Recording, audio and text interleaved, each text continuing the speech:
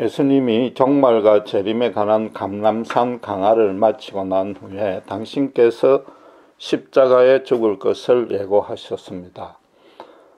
베드로가 마태복음 16장 16절에 예수는 그리스도요 살아계신 하나님의 아들이라고 고백한 이후로 네 번째이자 마지막 당신의 죽음에 대한 예고입니다.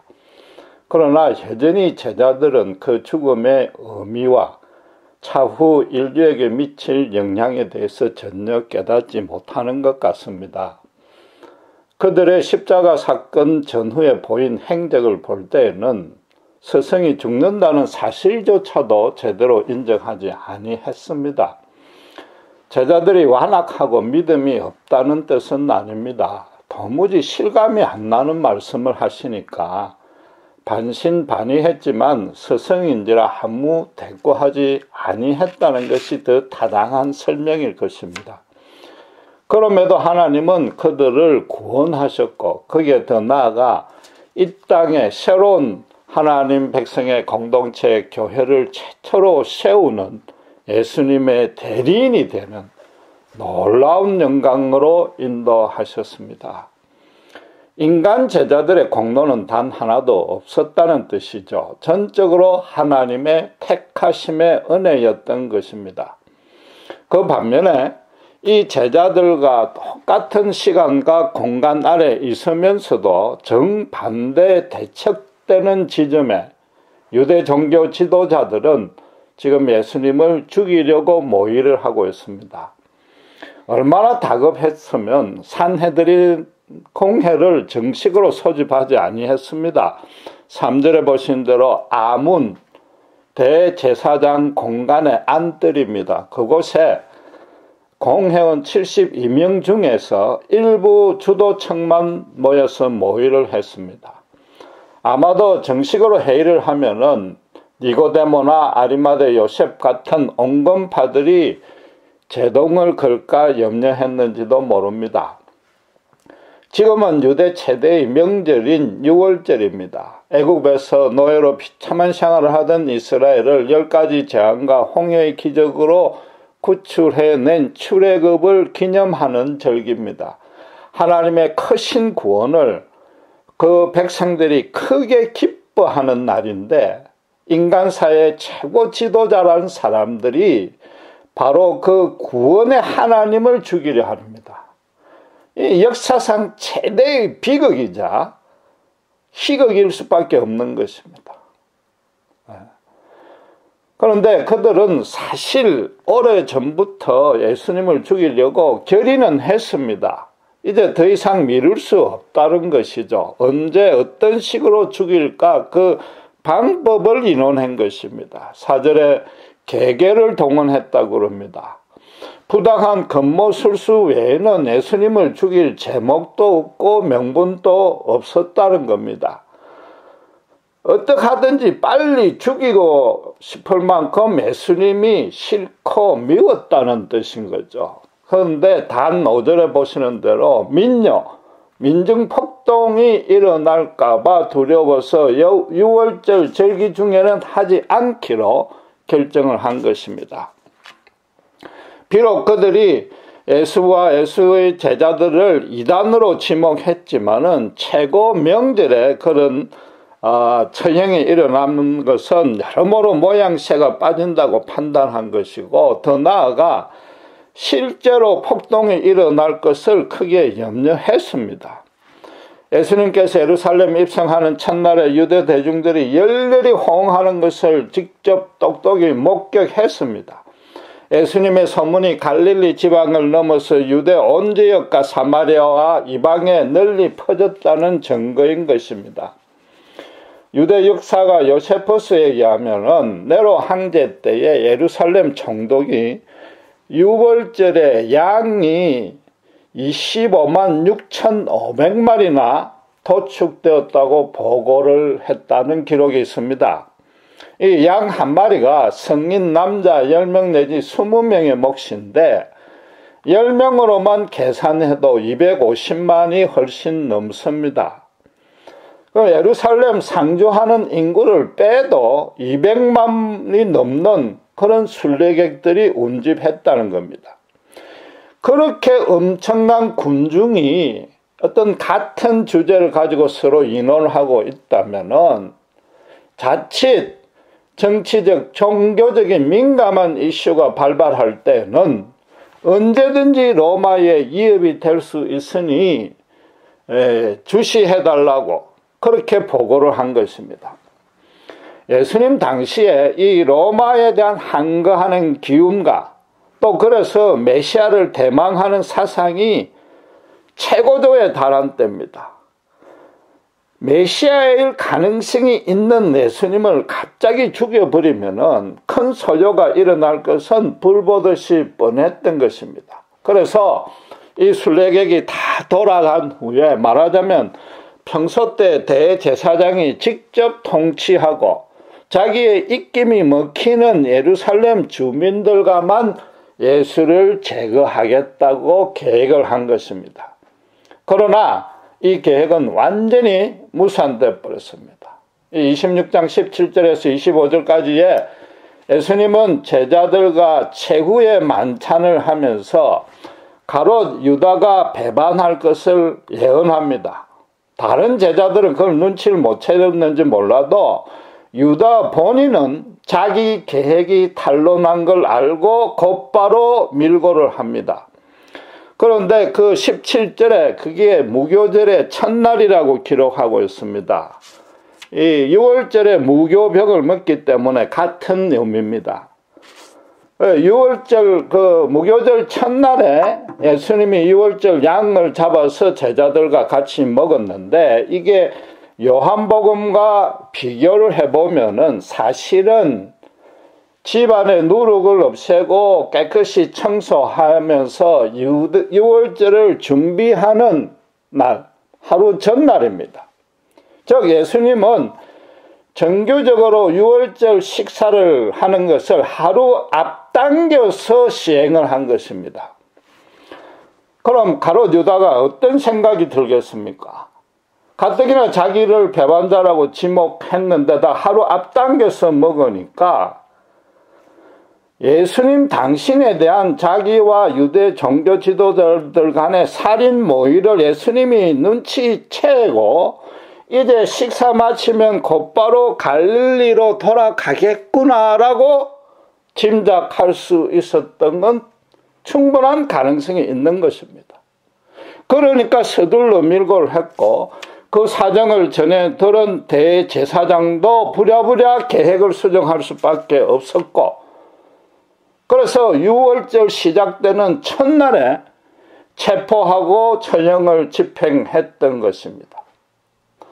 이 골고다 십자가 사건은 이처럼 유대사회 권력층이 로마 협조를 얻어서 그 모든 것을 주도한 것처럼 보이지만은 실제로는 예수님 당신의 계획과 일정대로 진행된 것입니다.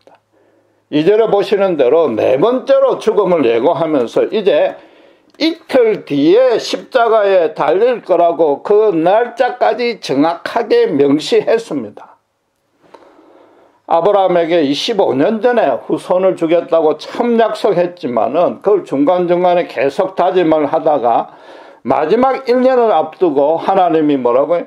내년 이맘때에 아들을 낳을 것이라고 살아들어 웃을 것이라고 구체적으로 시기를 계시해 줬습니다. 그 구약의 하나님 바로 이 예수님과 동일하다는 겁니다. 예수님이 그렇다고 해서 단순히 미리 한 것이 아닙니다. 예수님은 적극적으로 능동적으로 모든 사람과 사건을 합력시켜서 십자가를 당신이 세운 것입니다.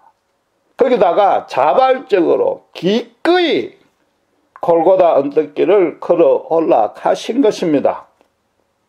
이 최후의 만찬 바로 앞에 또 베다니 문둥이 시몬의 집에서 마리아가 예수님께 향유 옥합을 깨뜨리고 머리 위에서부터 붓습니다. 그러자 제자들이 저 큰 돈을 허비한단 말이죠. 그걸 팔아서 가난한 자를 구제하는 게 나을 것이라고 분노를 터뜨렸습니다.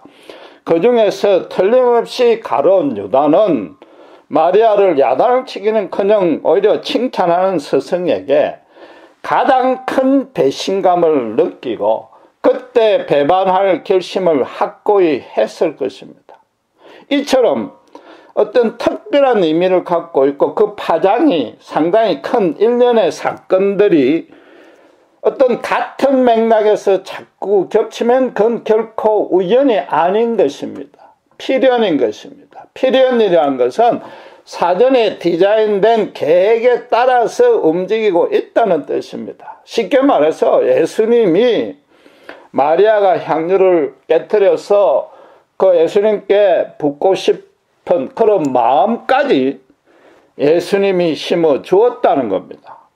지금 마태의 기록을 보면은 예수님의 죽음 예고를 대제사장의 살인 모의보다 앞서서 기록하고 있습니다.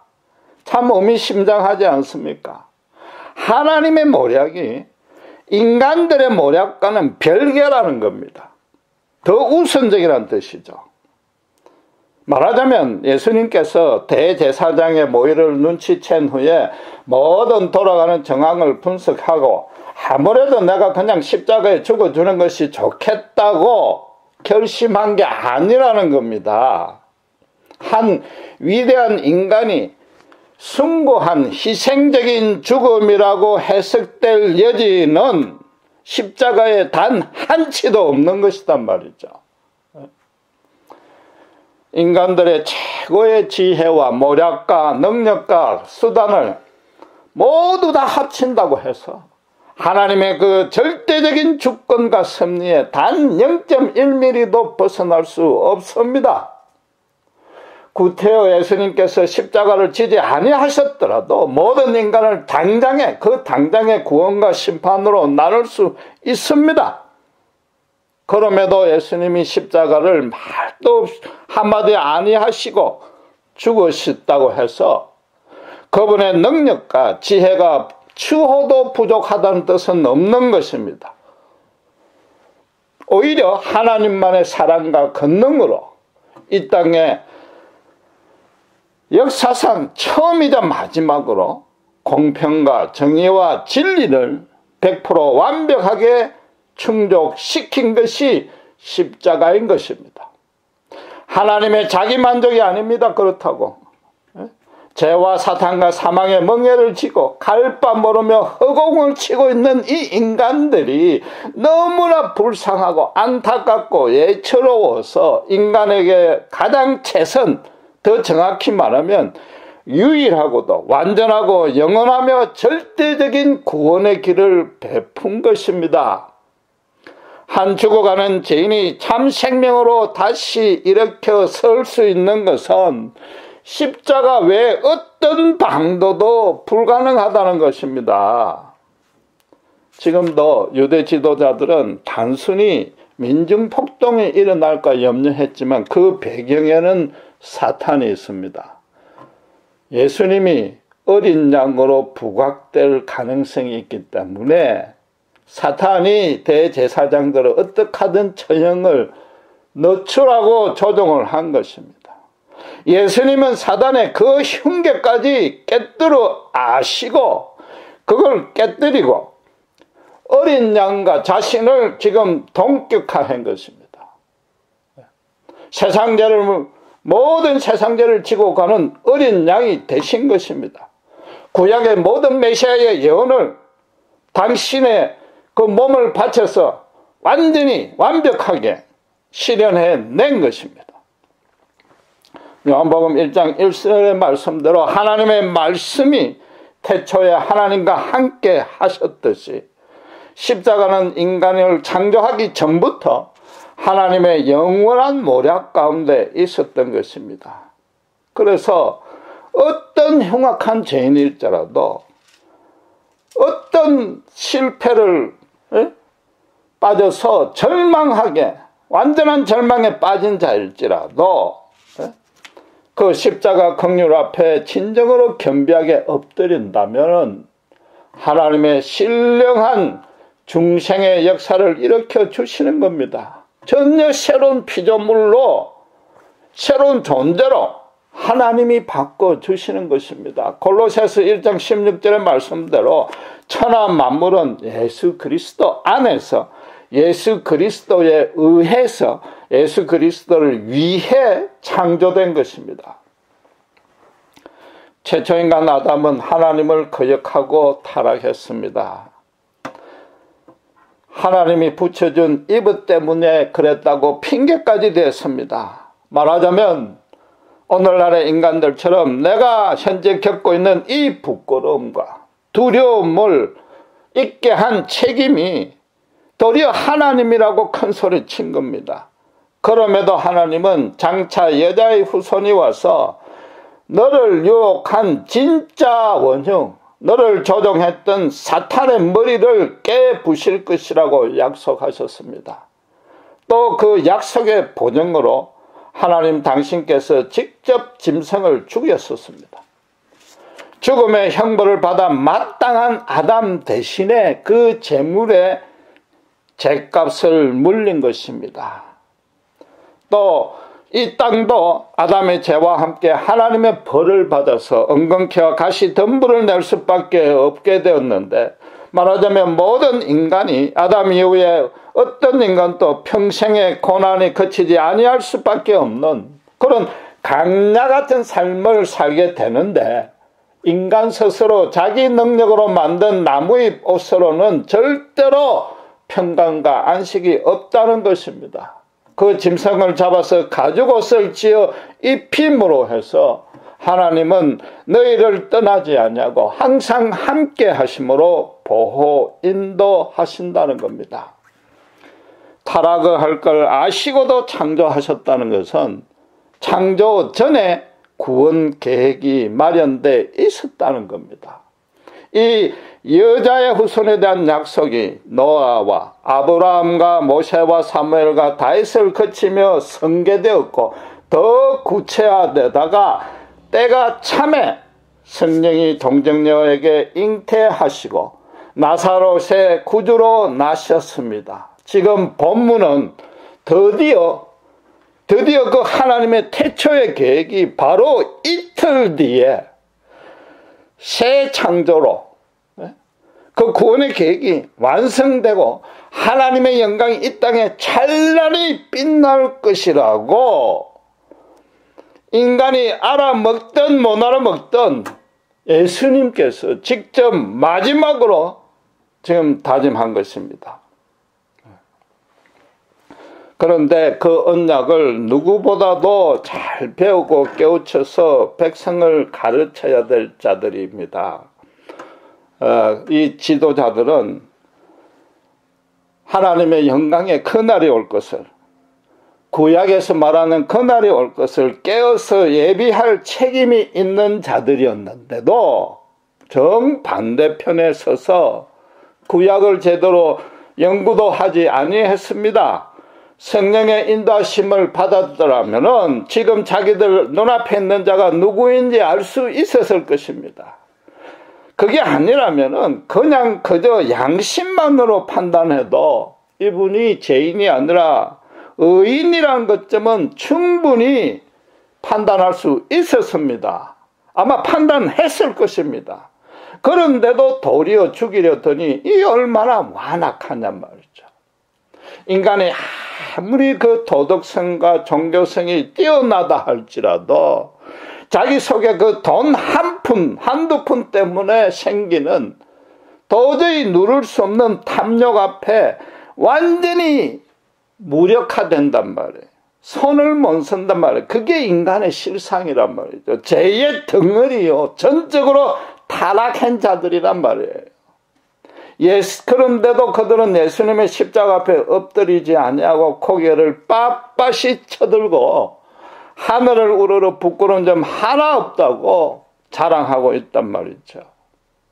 구약의 하나님은 그래서 이스라엘 백성들을 계속해서 목이 고든 백성들이라고 당신께서 지으시고 택하셨는데도 그렇게 한탄하고 한탄하셨던 까닭입니다. 더 결정적인 증거가 본문 안에 있습니다. 3절에 보시면 대제사장들이라고 기록하고 있습니다. 이 성경을 제대로 읽는 신자라면은 이 부분에서 뭔가 이상하다고 감지할 수 있어야 됩니다. 왜 그렇습니까? 율법에 따르면 대제사장은 아론 가문의 장자만이 맡을 수 있고 그것도 세습제요 종신제였습니다. 그러니까 민수기 20장 25절 26절에 보면은 아론이 죽자 그 제사장 에봇을 벗겨서 그 아들 엘르아살에게 입힌다는 기록이 나옵니다. 앞에 대제사장이 죽으면 후에 후임 대제사장이 세워지니까 항상 오직 한 명입니다. 장자가 여럿일 수 없잖아요. 거기다가 대제사장은 예수님을 예표합니다. 구원주 되시는 하나님과 그 하나님이 베푸시는 구원의 길은 하나뿐이라는 거죠. 여럿일 수 없는 겁니다. 여럿이 구원이고 모든 것이 진리면은 심지어 안 믿어도 구원받는 것이고 진리도 하나도 없다는 뜻과 상통해 버리는 겁니다. 대제사장이 세습했다는 것은 하나님의 공동체 안에는 반드시 하나님이 세운 지도자라야만 된다는 뜻이죠. 만약에 이 규정이 없었더라면은 대제사장을 두고 권력 다툼이 굉장했을 것은 뻔한 이치입니다. 하나님이 세운 대제사장이 그 소명의식을 갖고 하나님이 주신 거룩한 율법을 온전히 시행하면 두말할 것 없이 하나님의 권능과 은혜가 충만하게 임하는 것입니다. 종신제로 했다는 것은 대제사장이 전 백성을 대표해서 모든 사람의 죄를 짊어지고 하나님 앞에 서야 할 자라는 뜻입니다. 특별히 도피성 제도에 보면은 자기 목숨을 걸고 백성의 죄를 대속하는 자입니다. 비록 고의는 아니지만 살인한 죄인은 눈은 눈으로 이해는 이해라는 것과 같이 동해보복 원리에 따르면 자기 생명을 내어놓아야 됩니다. 그럼에도 대제사장의 생명과 자기 생명을 연계시키고 자기 죗값을 대제사장에게 전가한 후에 대제사장이 죽어야만 비로소 완전한 용서와 구원과 자유를 얻게 된단 말이죠. 구약 성경에 이미 십자가 복음이 더 가시적으로 현실적으로 손으로 만질 수 있는 모습으로 하나님 백성의 공동체 안에 실현된 것입니다. 요컨대 대제사장이란 단어는 절대로 복수로 사용해서는 안 된다는 겁니다. 그건 무슨 말인가 하면은 예수들이라고 말하는 것과 똑같은 겁니다. 그건 도무지 말도 안 되고 상상도 안 되는 말인 것입니다. 그런데 지금 본문에 대제사장들과 가야바라고 그랬습니다. 가야바 빼고도 대제사장들이 여럿입니다. 한국에 장관을 한번 지내고 나면 나중에 그 호칭이 장관이듯이 그렇게 부른 모습과 같습니다. 예수님을 십자가에 단 대제사장은 본문뿐만 아니라 사도신경에 우리가 잘 알다시피 가야바입니다. 그런데 요한복음 18장 13절에 보면은 예수님을 게세마네 동산에서 체포해서는 먼저 대제사장 안나스에 가서 재판을 받는다고 나옵니다. 그건 가야바의 장인입니다. 장인이 대제사장직을 사이에게 세습을 시킨 겁니다. 다시 그 요세푸스의 기록을 보면은 로마 제국이 헤롯 통치를 확정시킨 해 BC 37년부터 바로 그 큰 헤롯 성전이 완전히 파괴된 AD 67년까지 그러니까 엄청난 이용을 자랑하는 성전 제사를 책임질 대제사장이 그 약 100년간에 무려 28명이 있었답니다. 대제사장의 평균 임기가 4년 미만이었다는 거죠. 로마가 정치적 목적으로 임명한 거죠. 하나님의 율법이 완전히 휴지 조각이 된 겁니다. 세계 최고 강국에게 지배당하는 저 변방의 아주 작은 민족에 그냥 어떤 종교적인 거치대라고 철저하게 무시한 겁니다. 인간 사회의 최고 지성이 하나님의 택한 백성마저 통제하고 교육시키겠다고 나선 겁니다. 쉽게 말해서 총독이 기분 막히는 대로 대제사장을 교체한 것입니다. 이걸 역으로 바꿔 말하면은 누구나 총독 눈에 들면 비록 명목상 아론 지파 사두개 간부이겠지만은 누구나 대제사장이 될 수 있었다는 거죠. 총독에게 뇌물을 바치던 아부를 했던 눈치를 잘 맞췄던 그랬단 말이죠.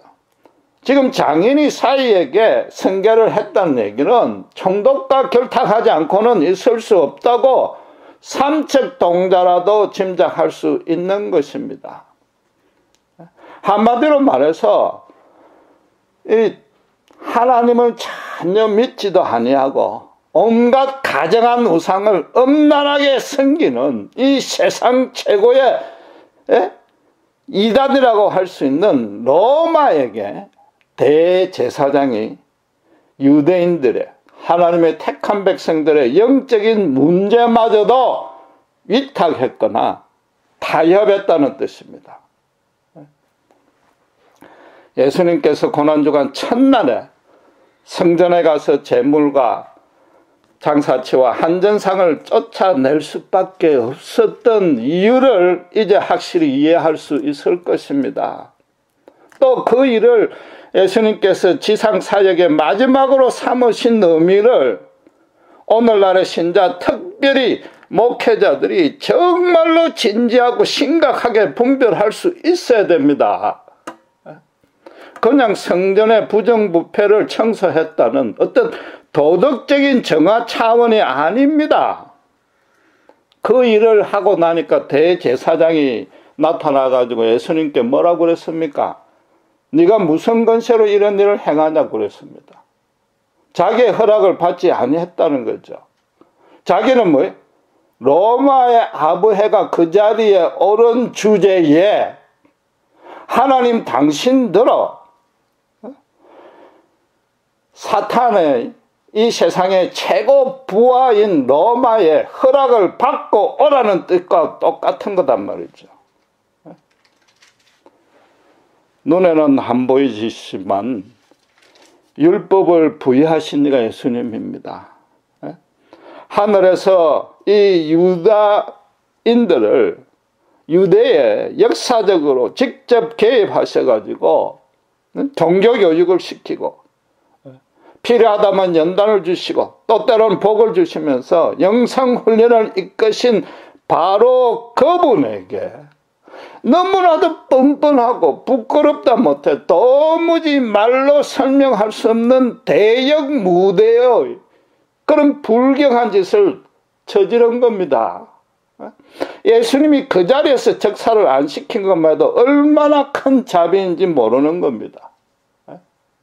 일제시대에 총리 대신 했던 이완용이가 독립운동가를 붙들어 놓고는 일본에 협력하는 것이 나라를 살리는 예국인데 일본에 거역했으니까 이 민족의 배반자라고 처형한 것과 비슷한 것 같지만 그것과도 도무지 비교도 안 되는 그런 엄청난 잘못인 거죠. 그런데 이런 어처구니 없고 말도 안 되는 제약이 예수님 당대에만 있는 것이 아닙니다. 오늘날 이 대명천지에 그것도 복음주의 교회 안에서 자행되고 있습니다. 한국 교계의 지도자라고 추앙받고 있는 대형교회 목사님들이 일부적이긴 해도 담임 목사를 세습하고 있습니다. 예수님을 따른다는 것은 목회자뿐만 아니라 신자라도 좁고 협착한 길을 걸어가야 됩니다. 세상의 죄악과 사탄과 사망과 맞서 싸워야 되기 때문에 사람들로부터 핍박을 받게 마련입니다. 그런데도 자기 아들이 교회를 개척하는 그 고생을 시킬 수 없다고 세습을 시키고 있는 겁니다. 자기 생명을 전 백성의 죗값에 대고 대속하는 그런 도피성 제도에 대한 의미도 모르는 것이고 그것과 정반대로 가는 거죠. 성경도 제대로 알지 못하면서 어떻게 성경을 가르치는 그런 대형 교회 담임 목사로 세웠냐는 말이죠. 대제사장 제도를 모르는 성경을 무시하는 것이요, 그건 바로 하나님을 무시하는 겁니다. 거기다가 담임 목사를 반대하거나 교회에 충성하지 아니하면 하나님을 거역하고 성령을 해방한다고 매도하고 있습니다. 더 문제는 그런데도 교인들 대부분이 무엇이 틀렸는지도 모르고 아멘으로 화답하고 있는 거죠. 신자들도 성경을 무시하는 겁니다. 그건 더합니다.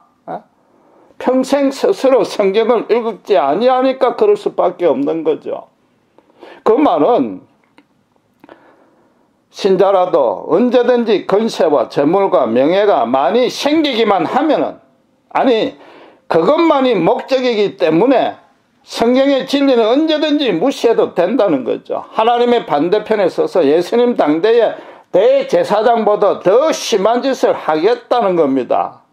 심지어 그 목적만으로 충족시키려고 교회에 나오는 겁니다. 오죽하면 예수님이 교회 안에 없어졌다고 세상 사람들이 이야기하겠느냐 말이죠.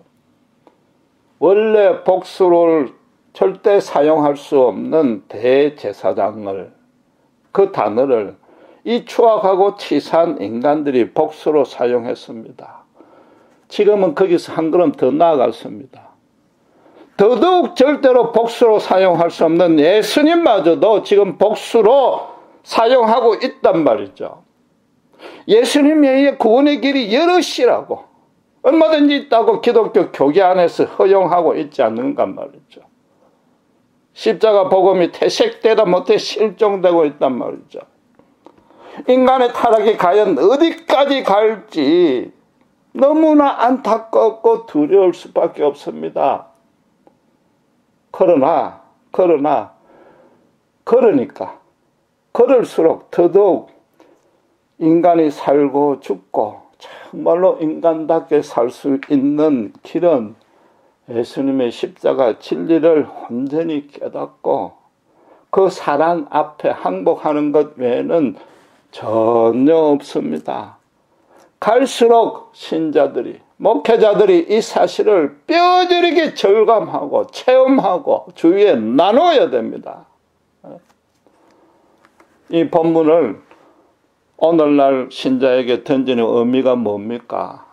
똑같습니다. 이틀 후면 6월절이 이르리라.